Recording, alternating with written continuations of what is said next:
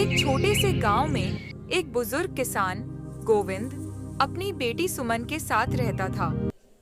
उसका जीवन बहुत खुशहाल था। वह अपने छोटे से खेत में मेहनत करता और उसी से अपनी बेटी का भरण पोषण करता था। अपनी बेटी की खुशी में ही अपनी खुशी ढूंढ लेता था। पिताजी, लीजिए खाना खा लीजिए। बेटी, मेरा मन नहीं है खाने का, ले जाओ इसे। पिताजी, आप ऐसा क्यों कह रहे हैं? मैं कई दिनों से देख रही हूँ आप अच्छा से खाना नहीं खा रहे हैं। क्या तकलीफ है आपको, मुझे बताइए। क्या बताऊं बेटी, तुम्हारी शादी की चिंता मुझे सता रही है। मेरा बुढ़ापा आ गया है, कब मैं रहूं या ना रहूं। तुम्हारी शादी करवा देता तो मैं निश्चिंत हो जाता, पर जहां भी जाता हूं लोग दहेज की मांग करते हैं। मेरे पास तो शादी का खर्च उठाने का ही पैसा नहीं है। मैं दहेज उन्हें कहां से ला कर दूंगा और कैसे तुम्हारी शादी होगी। बस यही चिंता मुझे सता रही है बेटी। अच्छा है ना, मैं चली गई तो आपको खाना बनाकर कौन खिलाएगा? नहीं बेटा, ऐसा नहीं कहते। खाना रख दो, मैं खा लूँगा। एक लड़की को तो पराया घर जाना ही पड़ता है। तुम कितना दिन मेरे सहारे रहोगी? मैं ये चाहता हूँ कि तुम्हारी शादी एक अच्छे ख़ानदान में करूँ, एक अच्छे घर में करूँ, पर जहाँ भी जाता हूँ सब पहले पैसा ही पूछते हैं।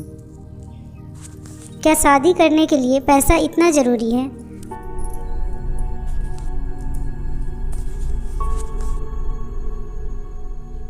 मेरी बेटी लाखों में एक है, ये किसी को नहीं दिखाई देता। गोविंद खाना खाकर सोने की तैयारी कर रहा था। तभी वहां उसका पुराना मित्र रामलाल आता है। रामलाल, इतनी रात को तुम यहाँ? कहो कैसे आना हुआ? भाई, खुशखबरी है, इसीलिए पहले तुम्हारे पास आया हूँ। अच्छा, क्या खुशखबरी है? और हाथ में मिठाई का डब्बा भी लाए हो? मेरी बेटी की नौकरी लग गई है शहर में, यही बताने आया हूँ। तो खाली हाथ कैसे आता? सबसे पहले तुम्हारे लिए मिठाई का डब्बा लाया हूँ। थोड़ी परेशानी तो हुई, पर मेरा बेटा अब सेटल हो गया शहर में, अब कोई चिंता नहीं है। दोनों मित्र अपने अपने दुख सुख की बातें करते हैं। मदनलाल बताता है कि कैसे उसने अपने बेटे को शहर में रहने के लिए सेठ से कर्जा लिया। फिर मैं सेठ जी के पास गया और उनसे उधार ली। नौकरी के लिए उसे और बहू दोनों को ही शहर जाना था, और वहाँ किराए का घर रहने के लिए उन लोगों के पास पैसे नहीं थे, और अपने बेटे को दे दिया। अब मेरा बेटा अच्छे से वहाँ नौकरी कर रहा है। अच्छा, कितने पैसे लिए तूने उधार? यही कोई 50,000। और सेठ ने तुम्हें 50,000 रुपये दे दिए? हाँ भाई, तो देगा क्यों नहीं, इतनी मोटी सूद जो वसूल करता है। पर मुझे चिंता नहीं है, मेरा बेटा है ना, वो चुकता कर देगा। अच्छी खासी सैलरी मिल रही है उसको। ये बात मेरे दिमाग में क्यों नहीं आया? क्यों ना मैं अपनी राधिका बेटी की शादी के लिए सेठ से कुछ पैसे उधार ले लूँ। हाँ, बोल तो तुम सही रहे हो, धीरे धीरे करके चुका दूंगा। कल ही जाकर मैं बात करता हूँ। ठीक है भाई, जाओ बात करो, मैं चलता हूँ। इतना कहकर कन्हैया लाल वहां से चला जाता है। गोविंद को यह विचार अच्छा लगा और वह भी अपना काम खत्म होने के बाद सेठ धनराज के पास गया। अरे गोविंद, यहाँ कैसे? कौन सी ज़रूरत आन पड़ी? सेठ जी, ज़रूरत तो है, इसीलिए आया हूँ। हाँ हाँ बोलो, बेझिझक बताओ, क्या बात है? सेठ जी, मुझे अपनी बेटी की शादी के लिए आपसे कुछ कर्ज चाहिए थे, मैं चुका दूंगा धीरे धीरे। कितने पैसे चाहिए? जी, यही कोई 50,000। 50,000? पैसे तो मिल जाएंगे, लेकिन सोच लो, पूरे 60,000 रुपये तुम्हें अगले साल तक चुकता करना होगा। यदि और ज़्यादा समय लोगे तो सूद भी और लगेगी। सेठ जी, ये तो बहुत ज़्यादा है ना, मैं गरीब आदमी, मैं इतना पैसा कैसे चुका पाऊँगा? देखो भाई, मैं गांव वालों को ब्याज पर पैसा देता हूँ, तो इसमें अपना फ़ायदा निकाल कर ही दूंगा ना। मैं कोई खेत बेचकर पैसा लेकर थोड़े ना बैठा हूँ जो तुम लोगों को देता रहूँ। तुम्हें लेना है तो लो, नहीं तो जाओ। बहुत सारे लोग हैं जो रोज़ खर्च के लिए आते हैं। सेठ जी, मुझे भी पैसों की ज़रूरत है, पैसा तो मुझे चाहिए ही। ठीक है, दे दीजिए। सेठ यह सुनकर खुश हो जाता है। उसे भी पता था कि उसने बहुत ज्यादा सूद पर गोविंद को पैसे उधार दिए थे, लेकिन यह उसका रोज का काम था। गरीब और बेबस लोगों को बहुत ज्यादा सूद पर उधार देकर वह खूब पैसा कमाता था। पैसा लेकर गोविंद वहां से अपने घर जाने के लिए निकल जाता है। रास्ते भर वह सोचता आ रहा था, मैंने पैसा लेकर कोई गलती तो नहीं कर दी। एक बार मेरी बिटिया का घर बस जाए, फिर मैं गंगा नहा लूंगा। सोचते सोचते गोविंद घर पहुंच जाता है। वहां पर सुमन उसका इंतजार कर रही थी। पिताजी, आज आपने बड़ी देर कर दी आने में। मैं कब से आपका राह देख रही थी। बेटी खाना लगा दे, बहुत जोरों की भूख लगी है। इतने दिनों बाद आपको कम से कम भूख तो लगी, नहीं तो खाना देखकर ही आप मुंह बना लेते थे और मेरा भी मन खराब हो जाता था। बैठिए, मैं अभी आपके लिए खाना लेकर आती हूँ। गोविंद ने सुमन से उधार के पैसों की बात छुपा ली। वह नहीं चाहता था कि सुमन किसी भी तरह की चिंता में आए, और अगर सुमन को पता चल जाता कि उसके गरीब बूढ़े पिता ने उसकी शादी के लिए इतने ज्यादा सूद पर पैसे उधार लिए हैं, तो उसे बहुत चिंता होती। खाना खाकर दोनों बाप बेटी सो जाते हैं।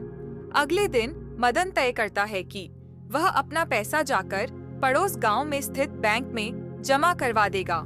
बैंक जाने के लिए वह घर से निकलता है कि रास्ते पर बहुत भीड़ जमा थी। वो एक आदमी से पूछता है, क्या हुआ भैया, इतनी भीड़ क्यों है यहाँ पे? अरे कल रात को आंधी आई थी ना, कई सारे पेड़ गिर पड़े हैं, वहीं गांव वाले मिलकर साफ कर रहे हैं। कल रास्ता साफ हो जाएगा। यह सुनकर गोविंद चिंता में आ जाता है और वह सोचने लगता है, नहीं नहीं, मैं इतने पैसों को घर में नहीं रख सकता, मुझे बैंक में जमा करना ही पड़ेगा।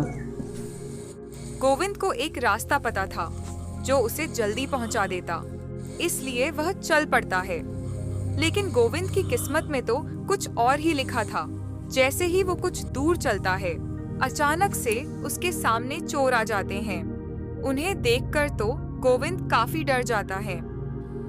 बेटा, मुझ पर रहम करो, मैं एक गरीब आदमी हूँ। मैंने अपने बेटी की शादी के लिए कुछ पैसे कर्ज लिए हैं। अरे मजबूर तो हम लोग भी है काका, हम लोग का यही धंधा है।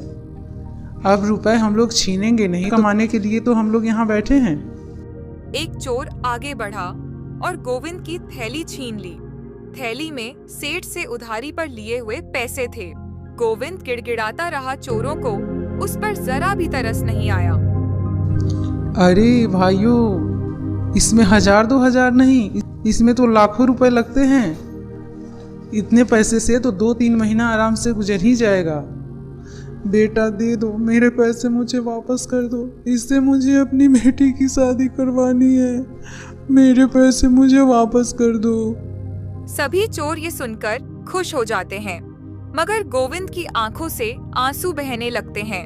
गोविंद गिड़गिड़ाता रहा। चोरों को उस पर जरा भी तरस नहीं आया और वह उसका पैसा लेकर वहां से चले गए। इतनी तो गोविंद में शक्ति भी नहीं थी कि वह चोरों से लड़कर अपने पैसा वापस ले पाता। गोविंद को ऐसा धक्का लगा कि वह जमीन पर बैठकर रोने लगता है। हाय, मेरी बेटी की शादी अब कैसे होगी? मैं क्या करूँगा? मैं क्या मुंह लेकर जाऊंगा? मैं बर्बाद हो गया, मैं लुट गया। जब अंधेरा छाने लगा तो हिम्मत करके गोविंद उठा और वापस अपने घर गया।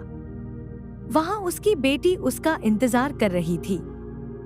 वो इस बात से अनजान थी कि उसके पिता के साथ एक ही दिन में कितनी अनहोनी हो गई है। क्या हुआ पिताजी?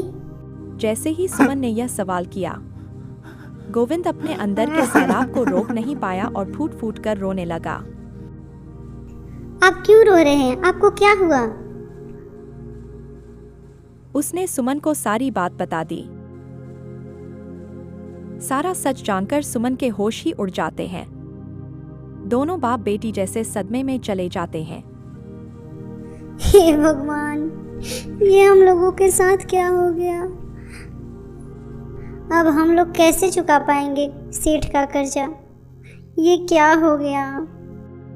कुछ देर बाद सुमन ने कहा, पिताजी, मेरा मन कहता है एक बार आप सेठ जी के पास जाइए। वो बहुत दयालु हैं। वो तो लोगों की मदद भी करते हैं, वृद्धा आश्रम में भी पैसा देते हैं और इस बच्चों को स्कूल में भी पैसा देते हैं। आप जाइए, वो आपकी मदद ज़रूर करेंगे। ज़रूर वो धनराशि माफ़ कर देंगे या कुछ तो कम कर ही देंगे। अरे बेटी, वो इतना बड़ा सूदखोर है, गरीबों से सूद लूटता है। वो क्या वृद्धाश्रम में दान करेगा और वो क्या स्कूल भिजवाएगा? कुछ नहीं भिजवाता है। वो जिस स्कूल में वो दान देने की बात करता है ना, वो उसी के साला की स्कूल है। सुबह में देता है और शाम को जाकर ले आता है। फिर भी पिताजी, एक बार तो आपको जाना ही चाहिए ना। ठीक है बेटा, तू कहती है तो मैं कल जाऊंगा उसके पास और बात करूंगा उससे। गोविंद को पता था कि सेठ के पास जाने से कोई फायदा नहीं होगा, मगर सुमन की जिद और विश्वास के आगे वह मजबूर हो जाता है और अगले दिन वह सेठ के पास जाता है। अरे, परसों ही तो तुम पैसा लेकर गए थे यहाँ से, इतनी जल्दी लौटाने भी आ गए? गोविंद वही धम में जमीन पर बैठकर रोने लगा। क्या हुआ, रो क्यों रहे हो? सेठ जी, वो सारे पैसे लुट गए। मैं जंगल के रास्ते जा रहा था, चोरों ने मेरा सारा पैसा ले लिया। अरे, ये तो बहुत बुरा हुआ तुम्हारे साथ। अब तुम अपनी बेटी का ब्याह कैसे करोगे? एक काम करो, तुम कुछ पैसा और ले लो और अगले साल उसके साथ साथ ये भी लौटा देना। सेठ जी, उतना पैसा ही लौटा पाना मेरे बस में नहीं था। अब और ले लूँगा तो वो कैसे चुकता कर पाऊँगा? अब मेरी बेटी की शादी कैसे होगी? सेठ जी, आप मेरा कर्जा माफ़ कर दीजिए या कुछ कम कर दीजिए। ये कोई तेरे नाना का घर नहीं है जो कर्जा माफ़ कर दूँ। पूरा कर्जा सूद समेत मुझे चाहिए। मैं अभी अपने आदमियों को भेजकर तुम्हारे खेत पर कब्जा करवाता हूँ और जब तक तुम मेरा पैसा नहीं लौटाओगे तब तक तुम्हारा खेत हमारे कब्जे में रहेगा, समझे ना? निकाल कर फेंक दो इसे यहाँ से। सेठ जी, ऐसा मत करिए, मैं गरीब आदमी, मैं बर्बाद हो जाऊंगा। वहाँ एक खेत ही तो है जिसके सहारे हम लोग जी रहे हैं। अगर वो भी आपने ले लिया तो हम कैसे जी पाएंगे? गोविंद की लाख मिन्नतों के बाद भी सेठ नहीं माना और अपने आदमियों से कहकर उसे घर से बाहर निकाल दिया। गोविंद अपना होश खो बैठता है और वह घबराहट में सीधे नदी में कूदने चला जाता है। नदी के पास खड़े होकर वह बस छलांग लगाने ही जा रहा था कि तभी वहां पर सुमन आ जाती है। पिताजी, ये आप क्या कर रहे हैं? आप अपनी जान देने चले हैं? क्या आपने मेरे बारे में नहीं सोचा? आपको कुछ हो गया तो मैं कैसे जीऊंगी? बेटा, हम लोग लूट गए, बर्बाद हो गए। हमारा खेत भी सेठ अपने कब्जे में ले लिया। अब हम लोग क्या खाएंगे, कैसे जिएंगे बेटा?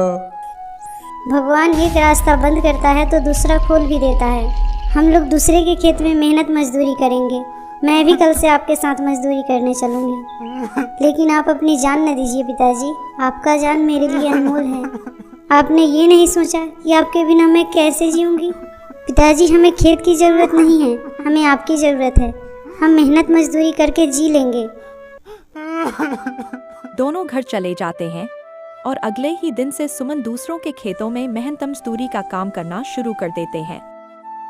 शुरुआत में सुमन को काम करने में बहुत दिक्कत आती है, लेकिन धीरे धीरे उसे भी काम करने की आदत हो जाती है।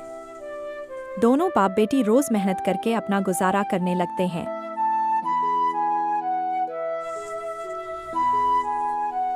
एक दिन सुमन अपने पिता के साथ खेतों में काम कर रही थी।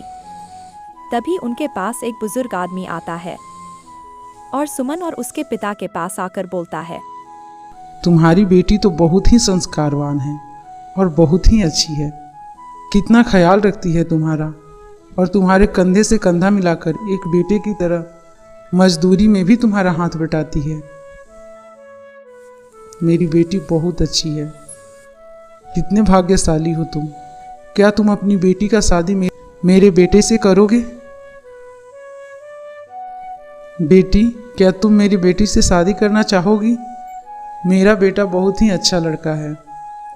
शहर गया है काम करने के लिए और मेरे परिवार में सिर्फ मैं और मेरा बेटा ही हैं। अगर तुम्हारे जैसी बहू आ जाएगी तो हम लोगों का भी भाग्य खुल जाएगा। हाँ, ज़रूर, मैं भी अपनी बेटी का शादी करना चाहता हूँ। लेकिन मेरी एक शर्त है काका, मैं ऐसे ही शादी करना नहीं चाहती। हाँ बोलो बेटा, क्या बात है? काका, शादी के बाद मैं अपने पिताजी का ख्याल भी बिल्कुल वैसे ही रखूँगी जैसे मैं आपका ख्याल रखूँगी। मैं अपने पिता को नहीं छोड़ सकती। मेरे पिताजी का मेरे सिवा इस दुनिया में कोई नहीं है। हाँ बेटा, ज़रूर। क्या अपने पिताजी जैसा मेरा भी ख्याल रखोगी? ये तो मेरा बहुत बड़ा भाग्य होगा बेटा। तुम्हें मेरे घर में हर चीज़ की आज़ादी है, कोई पाबंदी नहीं है। तुम जो करना चाहो कर सकती हो। तुम्हारे जैसी बहू पाकर मेरे बेटे का भाग्य भी खुल जाएगा। फिर क्या था, सुमन की मोहन से शादी हो जाती है और दोनों खुशी खुशी एक नया जीवन शुरू कर देते हैं। सुमन शादी के बाद भी अपने पिता का पूरा ध्यान रखती है। अब तक जो कुछ भी बुरा हुआ उसे गोविंद भूल चुका था और इस तरह गोविंद और सुमन का जीवन फिर से खुशहाल हो गया।